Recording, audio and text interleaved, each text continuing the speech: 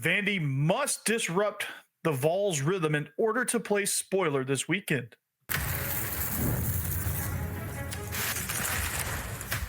You are Locked On Vandy, your daily podcast on the Vanderbilt Commodores, part of the Locked On Podcast Network, your team every day.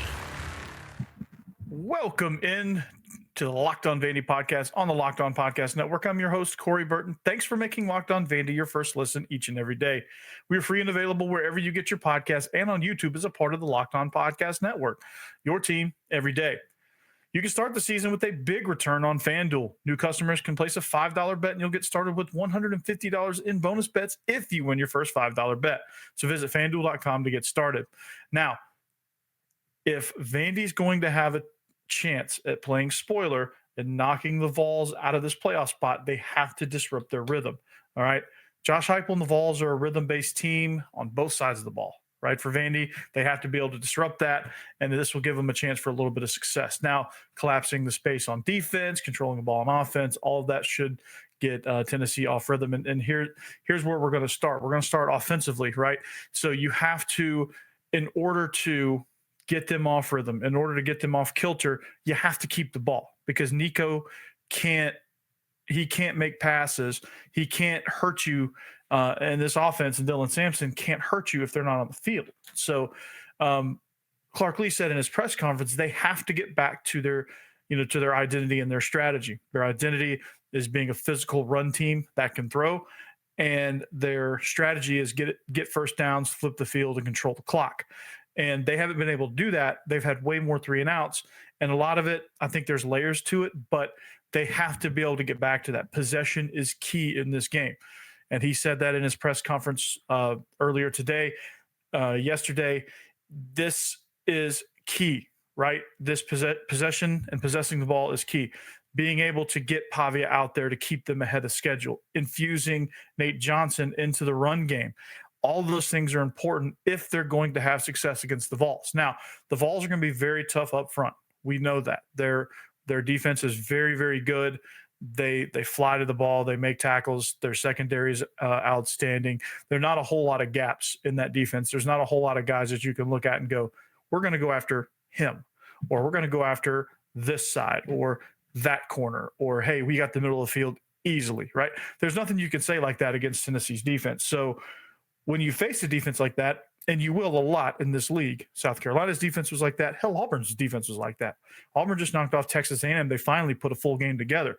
But Auburn's been a very talented team. They just couldn't put things together. So every defense that Vandy's faced outside of the non-conference games have been super, super talented. I mean, you look at Alabama's defense, one of the tops in the country. They had some things going on, but Vandy was able to attack them, create space for themselves, and get them back on their heels. Missouri, their defense is a little suspect, but still, in the grand scheme of things around the country, their defense is pretty good, especially up front. Texas defense, their defensive line is outstanding. Their corners are super talented. They had not been really tested, but again, there's a lot of talent up there. South Carolina, Auburn, even Kentucky's defense before they kind of just shut down was really, really good. And they've always been really good on defense under Mark Stoops. So this Vandy offense has been tested throughout the year. So it shouldn't come as any surprise. It's just that, Diego Pavia is banged up, so he's not able to do the things he usually does or he's used to doing, right? He's not able to create that space. He's not able to shake defenders. He's not able to beat defenders to the corner like he was at the beginning of the year. That's been a big difference. They haven't been able to establish a run game, outside of what Diego Pavia can create. They have some chunk plays here and there, but nothing sustainable, nothing consistent lately. And they haven't been able to stay ahead of the sticks in that way. Pre-snap penalties have come into play as well. They've kind of gotten off kilter a little bit offensively as well. So teams have been able to tee off. Teams have been able to constrict space. Teams have been able to do what they want and be able to dictate what Vandy is able to do based on all of that. So for Vandy, they've got to figure out ways to get things back on track. That's pre-snap motions, looks, shifts, things like that, tendency breakers, either with play calls on certain down and distances or pre-snap formations, any of that stuff. Any sort of look that presents Tennessee with issues communicating and causing them to make adjustments on the fly is good, and that will get them some much needed relief as far as them being able to pin their ears back, tee off, and let's go. You've got to figure out a way to make Tennessee pay for mesh busting, right? There's a reason why a lot of teams don't just run full speed at the mesh, and there's got to be ways to combat that. And so, sprint out passing game, screens can be employed, things like that. Just timely play calls, I think, will get Vandy out of a lot of trouble. And when you play a fast and aggressive front seven, those are the things you have to do. You have to run off tackle. If you can't block them, read them. Have to get back into varying the option plays and things like that. The shovel option has been great. I haven't seen that in a while. Some RPO stuff that I think that Vandy and Tim Beck have gotten away from. They've gotten a little more conservative with moving the ball because I think they just don't want to make that big mistake.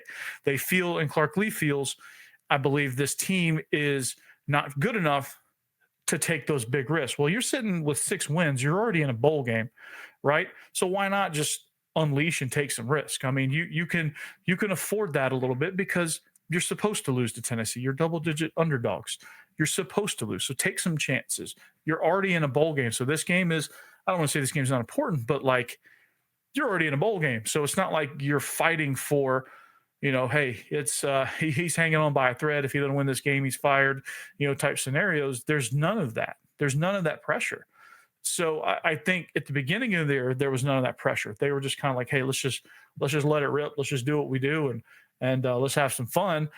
And I think they were catching teams off guard and getting teams on their heels, and teams couldn't really find themselves because they're back on their heels and they're like, okay, well, we have, and I think the psychology behind all that with what they were able to do with controlling the clock, moving the chains and controlling and possessing the ball is it tells teams, hey, this game's going to be cut short. And Georgia was able to do that against Tennessee, and it really disrupted them. They ended up losing that game by double digits. So it's a scenario where you look at what Vandy's able to do. If they can do that, I just don't know that Tennessee is built to handle that. And they can get off rhythm by and the psychology behind it by feeling like, hey, we got to make up all these points because we don't know when we're going to see the ball next. And your quarterback sits on the sidelines for a long time while your defense is out there getting chewed up with long drives. It kind of gets you out of balance a little bit. And for a quarterback like Nico, for a freshman quarterback, I don't know how well he can take that. I mean, against Georgia, it didn't go so well when Georgia started possessing the ball, and it didn't. He didn't play as well. And he's a freshman. I don't know that he can handle the ebbs and flows of that. Some quarterbacks, some veteran guys, Nussmeier could handle it. Vandy wasn't really moving the chains, but but Nussmeier could handle it. He was cool. He was collected. He was making throws. He was making all the throws he needed to. Milroe couldn't handle because he's a rhythm-based quarterback. I mean, some of these quarterbacks, they thrive on being able to get out there and just be in a rhythm. And their defense, they might give up 1 first down, but for the most part, they're not out there long. Come back, hey, we're still in a rhythm. We're still clicking. We're still going. None of that is happening for what I mean to say is when that doesn't happen, Nico's off. He's not in rhythm. Throws sail high and wide. He's not able to see the field as well. Sometimes he feels the pressure from the defensive line and the pocket collapsing, and sometimes he makes unforced errors.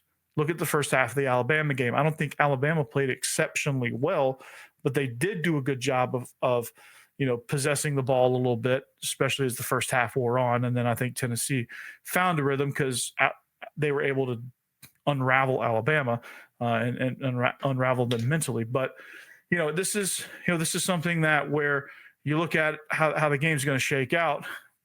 This is going to be a key factor for Vanderbilt. It always is. And in the losses, they haven't been able to do it. In the wins, they have. They've been able to possess the ball. They've been able to possess the ball for more than 30 minutes in each of their wins.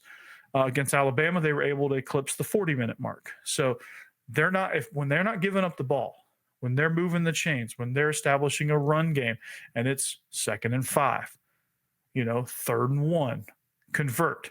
2nd and 5, 3rd and 2, convert. 2nd and 7, convert. It's just one of those things where they just meticulously move the ball down the field because they're patient, and they're able to know their identity. They're able to keep the defense offline because of the motions, because of formations. And I think they need to get back to that. They're not moving as much. The formations are still varying a little bit, but they need to start going back to some tendency breakers. They need to do a better job of self-scouting and seeing what is actually being read perfectly and what scenarios they're using some of these play calls. And they just need to get away from that. That first down shot play, that's the first time I've seen them do a first down shot play, maybe since the Missouri game. I think they did it against Missouri, but that's why they were able to hit it, because they've never gone first play shot. Cornerback sucks in, Quincy Skinner runs by, touchdown.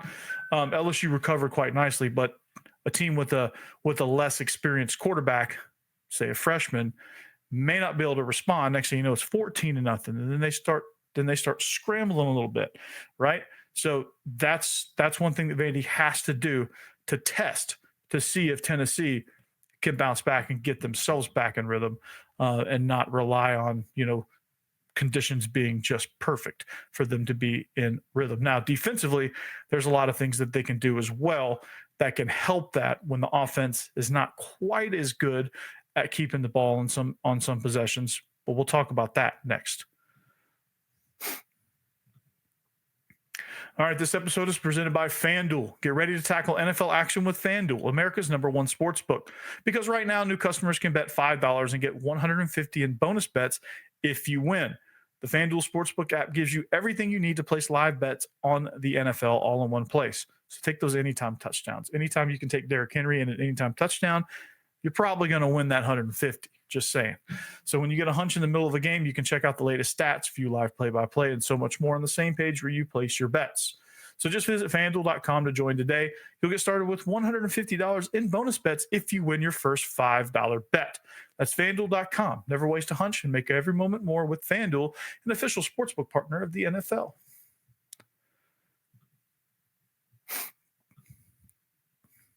All right, welcome back. Thanks for making Locked On Vandy your first listen each and every day.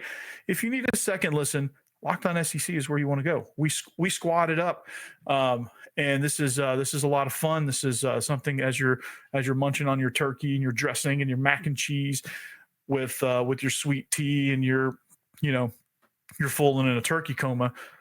Conversations can come up, around the league. There's fans of all SEC teams probably in your family, so I'm sure there's some discussions that happen with football. And there's going to be some football on later on that day. So why not check out the SEC squad and just see kind of how we see all the Locked On SEC hosts, see how we see all the games. So Locked On SEC, Chris Gordy hosts that show, and then we have all of us together on SEC squad. So don't miss that. Anyway, the name of the game here is keeping Tennessee off rhythm. Right? Because like I said, Tennessee is a rhythm-based team. You can see how they play. Offense is clicking, defense is clicking. Offense is off, defense sometimes has a hard time. And there's been a couple of games where the defense has had to rescue the offense. Very few where the offense has had to rescue the defense or able to rescue the defense. So if the defense is even a little bit off, it's not good. So for Vandy, I think getting that defense off is being able to possess the ball, because that messes with anybody. Any defense, psychologically, it's not good. It's not good for a defense to do that. So if they can possess the ball, Vandy can help their defense kind of get Tennessee's offense under check, under wraps, right? And Tennessee has a very talented offense led by Dylan Sampson. He's one of the top running backs in the conference, if not in the country. Ashton Genty obviously is in a league by himself, but Rocket Sanders, Dylan Sampson, I think are two that you need to put in the conversation as far as top running backs in the conference. So That's going to be a challenge to stop him. And like I said on the last episode, tackling. That is the key. Tackling, right? But the next thing you have to do, and the thing that Vanderbilt was able to do in their wins, and for some reason got super conservative in a few of their losses, and then Georgia State was just an abomination. I can't explain that one. That has no explanation. That's just, hey, blah, blah, blah, hit the fan. And that was just bad. So, but defensively, right? The name of the game is this, okay? And Clark Lee had this to say. This is probably the best summary of defensively what they need to do. He said, the more space we can eliminate pre-snap, the better we can contest the space post-snap. Now, when you look at this quote, I don't think they did a good job of that against LSU. And I think he knows that. I think he realizes that. I think that's why he says this, right? I think that's why he's probably challenged his defensive staff to say, hey, we got to do a better job of eliminating this pre-snap space, because LSU is a rhythm-based offense. They were able to get into rhythm on that second series, hit a few quick game passes, and then once they got into rhythm, they stayed in rhythm, and their home crowd helped them, right? And it created problems for Vanderbilt's defense trying to tackle in space, because they're just not good at that, right? Remember, here's a little recap of what we talked about coming off the LSU game, right? Tackling is the ugly, and then the secondary, of course, creating space. That was this is a recap from the LSU game. So, being able to eliminate that, what they did a really good job of against Alabama was they were able to close down that space. Now, Ryan Williams burnt them on one play. He burnt them on one play. But they held him, I think, to one other catch. Had he not had that touchdown, I think he would have had maybe two other catches. I think he had 3 for 54 and a touchdown or something. I think without that long touchdown, he would have had like 2 catches for 14 yards or something insignificant. And that's because Kalen DeBoer's offense and Jalen Milroe are also very rhythm-based, right? They're explosive. They're rhythm-based. They need to score quick. Josh Heupel's offense is no different, right? They need to score quick. For Nico Imilava, nailed it. They need to get him into rhythm as well. They need to, for a freshman quarterback, it's especially important for him to have easy completions, little hitch routes out there. Nussmeier got himself into the game last week by completing those easy hitches. Those receivers were able to shake a guy and get first downs, right? They were able to move the ball in chunks. For Tennessee, same thing. Easy hitches, slants, speed outs, all of those things. If he can sit back there, catch, step, throw, and complete, he can get himself in a rhythm, and then he starts to have a little confidence, and he starts to see the field better. Now, there's probably going to be a lot more Tennessee fans at this game than Vandy fans. That's typically how it happens. Hopefully not. If you're listening to this and you're a Vandy fan, hopefully you're going to the game. I don't have tickets, so I'm not going to be able to be in the game and be able to affect the things. But I think just being able to keep their crowd out of it, because they're going to have people there, and it's going to be one of those weird half road, half home environments that's just kind of odd, especially at an 11 a.m. kick. So when you look at how Tennessee plays, if Vandy can kind of just apply a little bit of pressure, take some of that space away pre-snap, so that Nico, as soon as he catches the ball, if he sees a guy right there in the face of the receiver, he might not be ready to throw that. And if they can do a good job of covering, especially on the slants and pressing down on the slants and breaking on the ball, breaking up passes, making tackles as soon as they catch it, or even maybe step in front of it and steal a possession, this will rattle Nico. Okay. Because he's a freshman. Freshmen are not immune to being rattled. Okay. I know there's some talented ones out there that pretty much are, but every quarterback that's ever played football has been rattled at some point in their career. And even multiple times, from Tom Brady on down to Jonathan Davis at insert high school name here in the state of Missouri, right? So I think anything you look at, any quarterback in between those parameters have been rattled. Peyton Manning has thrown 6 interception games in the pros before. He's had some games like that at Tennessee where he's just not on. Like, they're humans, right? I know it's hard to believe that Peyton Manning and Tom Brady are human, because what they do, but even then, they're not immune to being rattled occasionally. They just are rattled a lot less than say a true freshman quarterback in a system that he doesn't really know all that well. Now, granted, they've been playing outside of the Georgia game and outside of the Arkansas game.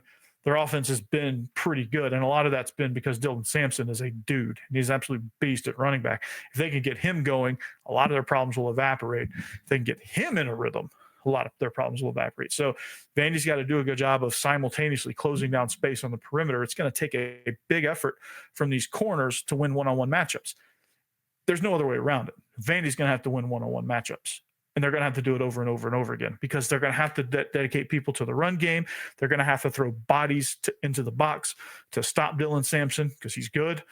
And they're going to have to throw bodies at Nico if they're going to put pressure on him and force him into some bad throws or to some throws that he's not ready to make and throws that are too early that may result in a takeaway. So if they can do that, get him off the spot, rattle him, hit him, get a hand up in the throwing lane, close down that space pre-snap. So when he looks, he kind of thinks for a second, he kind of pauses, he doesn't make the throw on time. If you're a rhythm-based offense, you don't make a throw on time, trouble happens. And for a team like Tennessee, as soon as trouble happens, there's a chance it could snowball. In their 2 losses, it did.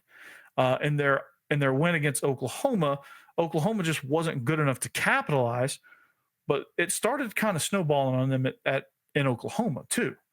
Oklahoma just wasn't in a place to where they could actually finish and win that game. But it got kind of tricky there for Tennessee for a little bit. In some of their games, their game against Alabama, right, and their win against Alabama, that could have easily been a loss. Some things kind of snowballed. Alabama did some good things as far as taking away space and disrupting Nico's rhythm. They got some hits on him. They got some shots on him. They were able to disrupt some things, and he just wasn't as effective. He had to go out for a little bit, and I think he came back, if I remember correctly. But it's just one of those things where they were able to recover, and they were able to win that game, and good for them because they took advantage of, I think Alabama just kind of out-mistaked them, and Tennessee was able to jump on that. Now, on the flip side, Vandy has no margin for error as far as helping them out. Penalties, turnovers, big-time mistakes where they take big losses, bad coverage and kicking game, all of that stuff can really hurt their chances. And where Tennessee's good is if they get off rhythm and then you let them off, if they get into a situation where they were in like the Arkansas game or the Georgia game, and they're reeling a little bit, if you let them off the hook, they're also able and good enough to jump on that opportunity and turn the momentum, and they're fast enough and explosive enough, they can take that momentum and shove it right back down your throat and win the game. So if you're going to get them off rhythm, if you're going to get them off kilter and get them reeling, you got to keep them there. You got to keep them on their heels, constantly on their heels. Boom, boom, boom, boom, boom. So you got to be aggressive but calculated. And I think if Vandy can do that, which they have done that, they've shown that they're able to do that. They just got to sustain it. The start they had against LSU, if they could have sustained that, they had a better chance of winning that game. And if they would have just sustained it for like 3 series, right?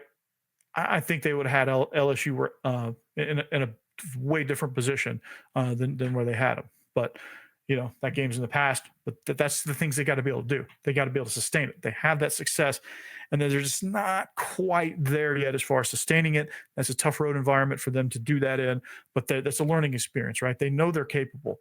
Now they just got to go out there and execute. So Clark Lee and them will have a good game plan. I guarantee you that. They're going to, I'll leave you this quote real quick again. The more space we can eliminate pre-snap, the better we can contest that space post-snap. That's a really good quote. I'm going to be thinking about that quote as I'm watching this game. So the mentality, like what does this rivalry mean? What is the mentality, the psychology of this game? How does it affect Tennessee? And how does it affect, of course, Vanderbilt? Talk about it next.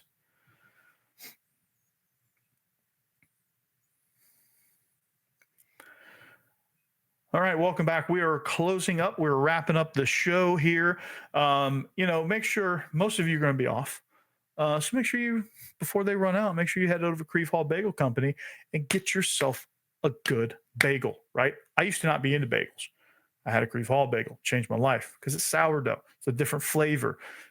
It's a little bit easier on your stomach because sourdough is like that, right? It's gluten-free. So my child can have a bagel too, so we can share it family-wide. So they have a lot of great selection. It's a great atmosphere, great drinks, all that kind of stuff. They make good specialty lattes. If you're into that kind of thing, not really into those kind of things, but they do have good ones. I have seen people order a lot of those. So Grieve Hall Bagel in the Grieve Hall neighborhood off of Harding Place. If you're in the area and you don't already know about it, you do now.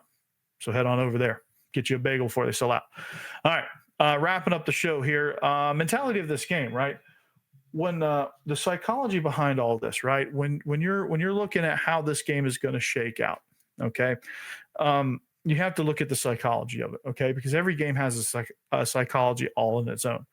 LSU last week, their backs were against the wall. They didn't want to lose 4 straight at home, especially their 4th straight game happening at home. Brian Kelly his seat was already heating up quickly, and players were on the verge of mutiny, and they had a whole situation going. It was a real thing. But they were able to sustain, and they were able to focus, and they were able to get back on track. We'll see how that holds up this week against Oklahoma. But, South Carolina, they were on a heater. They're feeling really good about themselves. They came in and they played like they were triple-digit favorites, right? Alabama came in scared a little bit. They're reeling, and they were just kind of struggling and kind of off mentality. And they saw this game. Okay, well, we just came off of Georgia. We've got, I forget who they played right after Vandy, but Vandy was sandwiched in between 2 what they deemed important games, and Vandy was able to take advantage of that. And so this game, okay, here's the mentality. These are facts. This is not an opinion. Tennessee has a spot in the playoffs on the line. They win, they're in. They're not hosting a game, but they're going to be in. They're going to be in the field. Okay, Vandy already bowl eligible, so they're playing with house money. They got nothing to lose, right? They've got 6 wins. They're in a bowl. They're playing for a 7th win and probably likely a better bowl situation. Okay, all the pressure's on Tennessee because they have the higher stakes, right? Anytime you have the higher stakes, the pressure's on you. That's a fact, right? That's nothing new. It's nothing earth-shattering, but that's the point, right? So for Vandy, how does Vandy look at this game? Okay, now these 2 are rivals too. There's that whole aspect. Like Tennessee hates Vandy, Vandy hates Tennessee. Okay, I'm learning since I've been a Nashville native, or I can call myself a native now. Since I've been a Nashville resident since 2008, I've kind of learned just kind of where this rivalry stands. Where Tennessee fans don't really realize how much they hate Vandy until they're around Vandy, and Vandy fans just hate Tennessee, right? So there's an intense rivalry thrown into that. Okay, it's already a heated game. Then you throw in the stakes, right? Vandy's playing for a better bowl slot. Tennessee's playing for a playoff spot, right? The stakes are really, really high for the Vols. So what Vandy can do with that is, since they're playing with house money, they can really, really ratchet the pressure up on Tennessee. They can put together a game plan, and a super aggressive game plan that will help them push past that wall. Okay, because they hadn't beaten Tennessee in a minute, right? They had I think there was a 10-game streak. There was a 10-game streak just recently where it was 5-5, where they had a lot of success against Tennessee. And they haven't had a lot of recent success, but they've had some close calls, and they've had some moments where you think, okay, they have a chance. So this game can be this game can be that. This game can be where Vandy uses that mentality, uses that pressure against Tennessee, and really, again, uses that to hopefully get them, I'm bringing it full circle here, get them off rhythm. Okay, if they can get them off rhythm with that mentality, and then they do the things that they normally do, so they take business as usual with a little bit more aggressive an approach, and you couple that with the intensity and the pressure that's ratcheted and heaped onto Tennessee, there's a chance that could crumble this team. We don't know how they're going to handle this, because this is essentially a playoff game. It's a play-in game, right? It's win and you're in. How does Tennessee handle that mentality? They could come out, they could handle it extremely well, act like they belong, and come out and steamroll Vandy, because they certainly have the talent to do so. All right. I just think I've seen this Tennessee team, they play a little tight. And this game, I think Tennessee fans are thinking this is going to be a coronation. Hey, we finally made it. And, you got to get through this one first. Vandy's shown that they're not, this isn't last year's Vandy team where this would have been a coronation. This would have been let's just get through this last pebble in the road, and we're in the playoffs. It's just basically a formality. So you gotta look at it that way. Is it business as usual for Vandy? Yeah, of course, because a lot of things that they do to be able to achieve their goals and keep Tennessee off rhythm, see for full circle, is business as usual, right? But they can also play spoiler, so you're going to get a little bit of an aggressive uptick from Vandy, I think. And knowing that they can play with house money and Tennessee has all to lose, they're in good shape. So with that, I'm gonna leave you there. Thanks for listening. Hope you have a great Thanksgiving. Please be careful. Enjoy your meals. Enjoy your football, and enjoy your football for the next 4 days. 4 days straight of football, of good football, NFL and college. So enjoy that. Make your picks, bet responsibly, of course, if you're using FanDuel. And we'll see you back here next time on the Locked On Vandy podcast on the Locked On Podcast Network. Anchor down.